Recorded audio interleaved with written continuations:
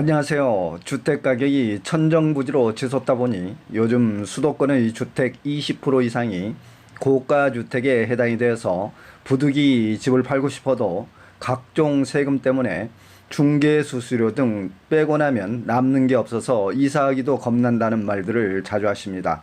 최근에 고가주택의 양도세 계산 문의가 매우 많아지고 있고 조만간 종부세 고지서가 여러분들에게 발부가 될 텐데요.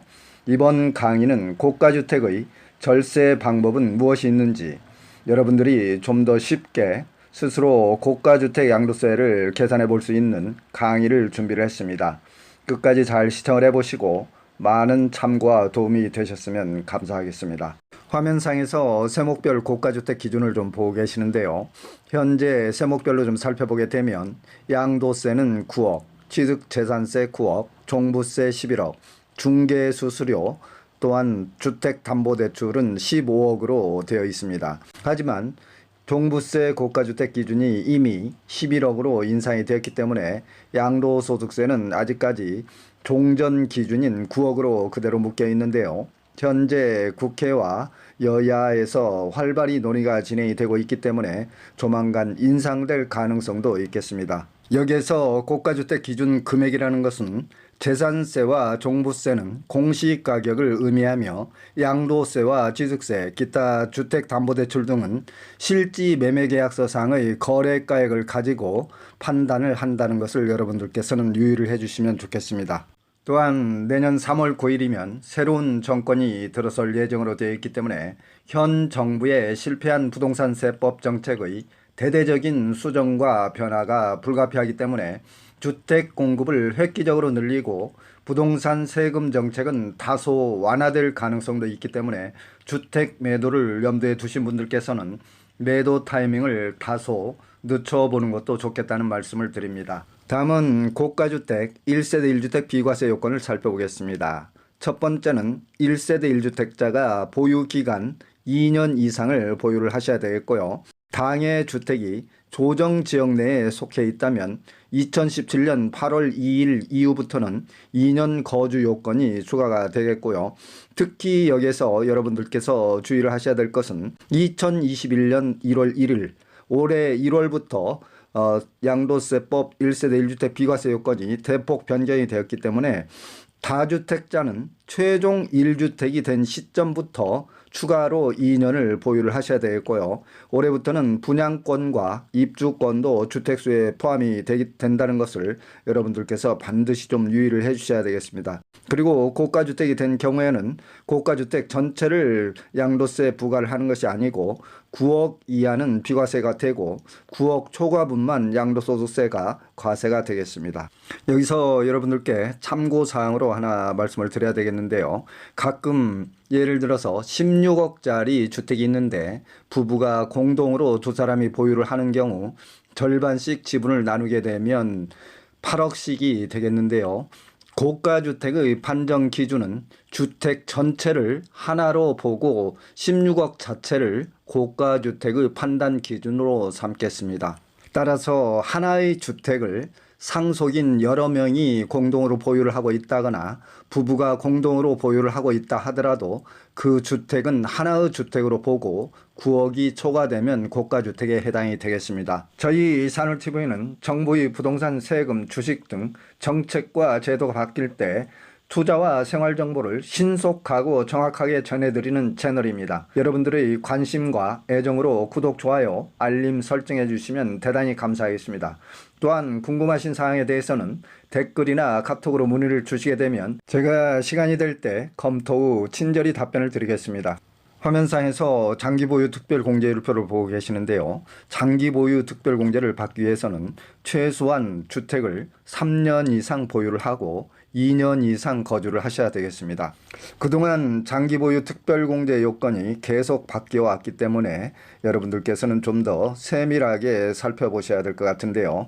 우선 2021년 이후 올해 이후부터 적용되는 장기보유 특별공제는 최대 80%까지 적용을 받을 수 있지만 보유기간과 거주기간 둘로 나뉘어서 보유기간과 거주기간을 연간 4%씩 증액을 해서 최대 10년간 보유와 거주했을 때 80% 공제가 가능하겠습니다. 또한 참고사항으로 그동안 바뀐 규정들을 좀 살펴보게 되면 2017년 8월 2일 이전 취득자는 2년 보유만 하면 됐습니다만 2017년 8월 2일 이후 취득자는 조정지역 내에 주택이 소유한 경우에는 2년 보유와 2년 거주 요건이 추가되었고요. 2020년 1월 1일 이후 고가주택 양도시에는 2년 이상 거주를 해야 최대 80% 공제가 가능하도록 바뀌었습니다. 만약에 거주를 하지 않은 경우에는 일반적인 장기 보유 공제 최대 30%밖에 공제를 받을 수가 없겠습니다. 따라서 고가주택 양도시 가장 효과적인 절세 방법은 장기 보유 특별 공제이기 때문에 최소한 여러분들께서는 고가주택을 소유하고 계신다면 3년 이상 보유를 하시고 최소 2년 이상 거주 요건을 반드시 채우셔서 가급적 보유와 거주 기간을 최대로 늘려 잡아야 많은 절세 혜택을 누릴 수 있겠습니다. 다음은 장기 보유 특별 공제를 받을 수 없는 주택들은 어떤 것들이 있는지 배제 요건을 좀 살펴보겠습니다. 첫째는 미등기 양도주택, 그리고 다주택자가 조정 대상 지역 내에 있는 주택을 양도하는 경우가 되겠고요. 국외, 해외에 있는 주택은 해당이 되지 않겠습니다. 그리고 보유 기간이 3년 미만인 주택과 조합원으로부터 취득한 조합원 입주권을 양도하는 경우도 장기 보유 특별 공제를 받을 수가 없겠습니다.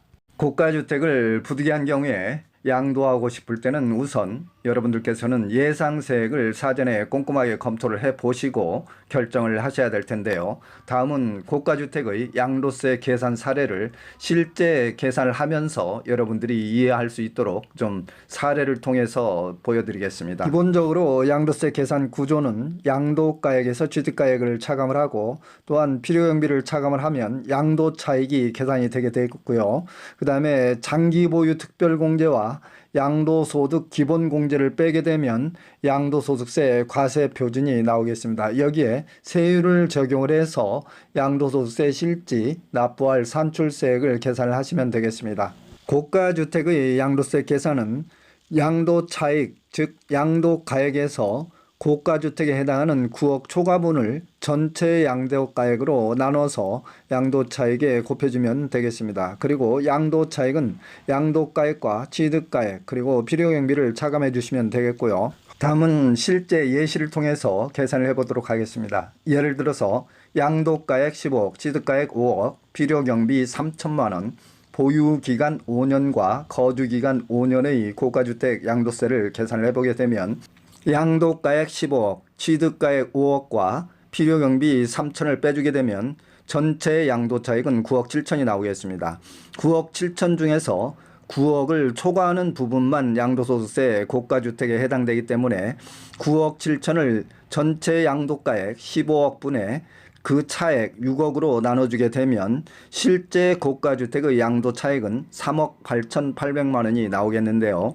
또 여기에서 5년 보유 기간과 거주 기간의 장기 보유 공제 각각 20%씩 40%를 공제를 하게 되면 실제 과세 표준은 2억 3,280만 원이 되겠습니다.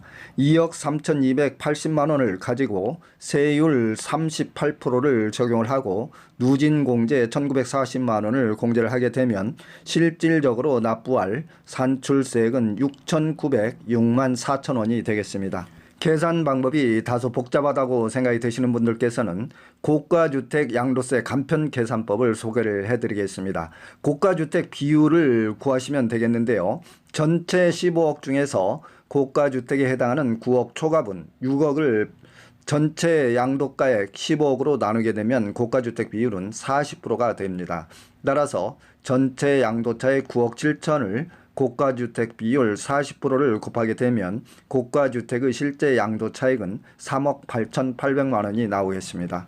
다음은 고가주택 양도세 절세 비법을 좀 살펴보겠습니다. 첫 번째는 장기 보유 특별공제가 매우 중요하기 때문에 보유 기간 3년, 거주 기간 2년을 반드시 채우셔야 되겠고요. 가급적 오래 보유하고 거주를 함으로써 공제율을 늘려야 되겠습니다. 두 번째로는 고가주택 이외의 주택을 미리 양도하고 최종적으로 고가주택을 마지막에 양도를 하셔야 되겠고요. 본인이 거주하지 않는 주택은 장기 임대주택 사업자 등록을 하시는 게 좋겠습니다. 그리고 공동 보유를 하시는 게 좋겠는데요.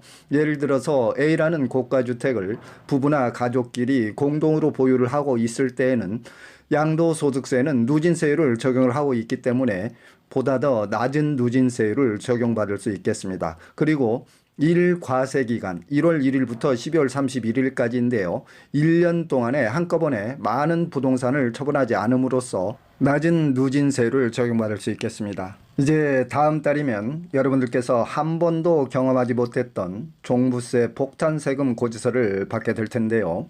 1주택자의 주택 공시가격은 11억으로 올해부터 인상이 되었습니다. 당초 9억이었으나 11억으로 인상이 되어서 올해 부과분부터 적용이 되겠습니다.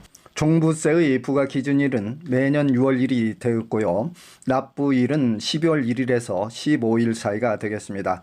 종부세를 절세하기 위해서 여러분들께서 필히 좀 알아두셔야 될 사항으로는 종부세 합산 배제와 과세 특례 신청을 매년 9월 16일에서 30일 사이에 반드시 국세청 홈택스나 관할 세무서에 서면으로 신청을 해주시면 되겠습니다. 장기 임대주택이나 사원주택 등 종부세 합산 배제 신고를 하시고 부부 공동 명의로 주택을 보유하신 경우에는 단독 명의가 유리한지 공동 명의가 유리한지를 미리 세금 계산을 좀 예상을 해보시고 가장 유리한 방법으로 과세 특례 신청을 9월 말까지 하시면 되겠습니다.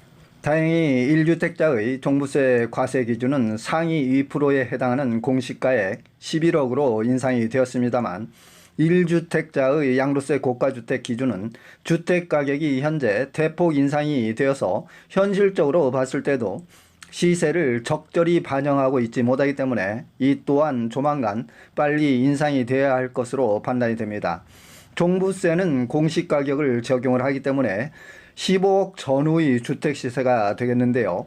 양도세의 고가주택 기준은 실지 거래가액을 적용을 하고 있기 때문에 현재 9억 이상의 고가주택은 종부세 고가주택 기준과 비교했을 때도 상당한 괴리를 안고 있다고 볼 수 있겠습니다. 이제 마지막으로 종부세 절세 방법을 살펴보고 강의를 마무리하겠습니다. 첫 번째는 부과 기준일인 매년 6월 1일 이전 이후에 취득하거나 양도를 하시면 되겠습니다.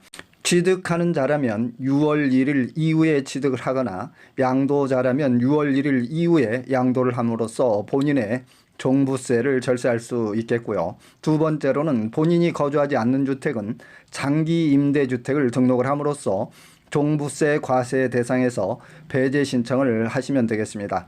다음은 연형 공제나 장기 보유 공제를 적극적으로 활용을 하시는 게 좋겠고요. 60세 이상인 자로 보유를 한다거나 5년 이상 장기 보유를 하시는 게 유리하겠습니다. 또한 부부 공동 명의로 소유를 하는 것이 다소 유리할 수가 있겠고요. 마지막으로는 부동산 신탁을 통한 절세 방법이 있겠는데 다주택자인 부모가 신탁 계약을 통해서 30대 이상의 자녀에게 세대 분리가 가능한 자녀에게 부동산 증여 시 종부세 절세 혜택 등이 있겠습니다. 지금까지 제 강의가 여러분들께서 유익하셨다면 좋아요, 구독을 좀 눌러주시면 감사하겠습니다. 그리고 기타 세목에 대해서 궁금하신 사항이 계시면 제 유튜브 상에 산울TV를 검색을 하셔서 각 세목별로 자세히 강의가 되어 있기 때문에 참고를 해주시면 대단히 감사하겠습니다.